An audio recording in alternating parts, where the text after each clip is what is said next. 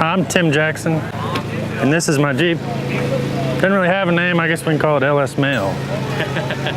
I actually own an automotive shop, and I really don't touch this kind of stuff because I just don't want to ruin it for me.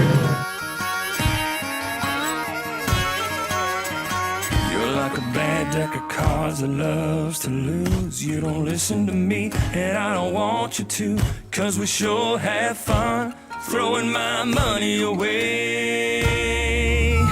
You've been high, I've been low. You're all in and I'm all broke. Another paycheck down the drain. Yeah, baby, when we're together,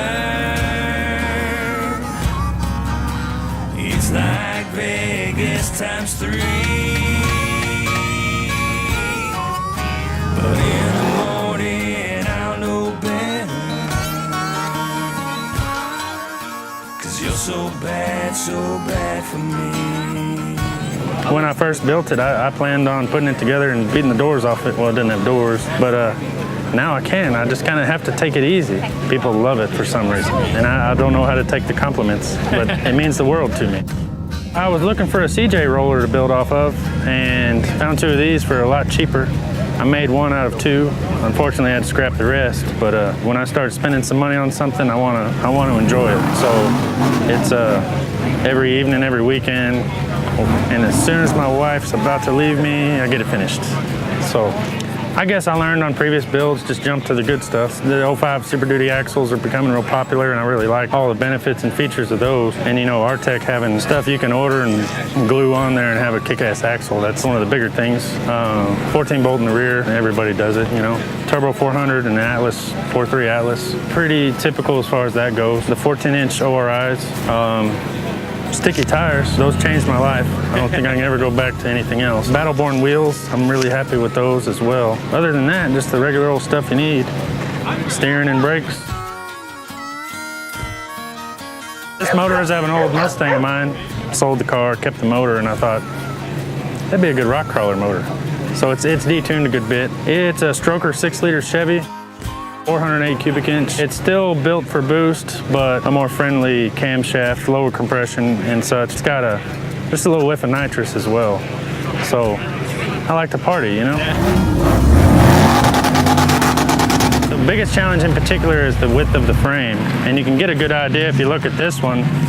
Just a little bit of room between here and the tire versus this thing, that gives you an idea how much narrower the frame is. So when you try to jam a V8, Turbo 400 and Atlas transfer case in there with your exhaust and battery and transcooler, things get real tight. Everything almost touches everything else, but it works.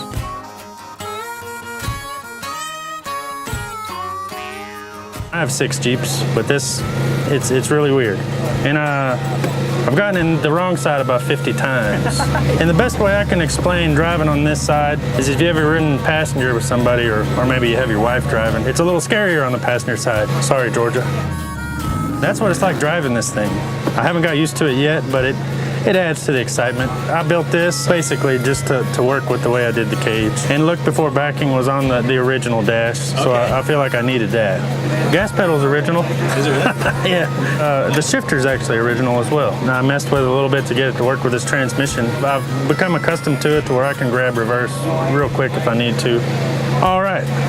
Go Postal, that's my nitrous activation switch. Small crawl mode. I hope I don't offend anybody. I put some rock lights on it. They were blue.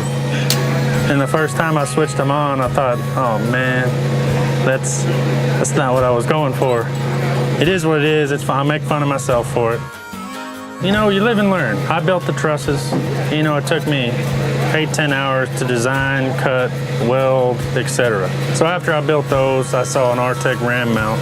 I thought, man, that's awesome. And to be honest, originally I kind of wanted to copy the idea. So I looked at the price of it, and I figured my time is worth more than minimum wage, so I'm just gonna buy it. And when I got it, man, it fit great. All I had to do was weld it on. You know, it changed my outlook on things. Same with the steering arms. All I had to do is weld them on, done. I can move on to the next thing. So it's a quality component, and it's a real time saver. And I value my time, so it's money well spent. There's no sense of pride in me not building it. Theirs are nicer and easier, so what are you gonna do?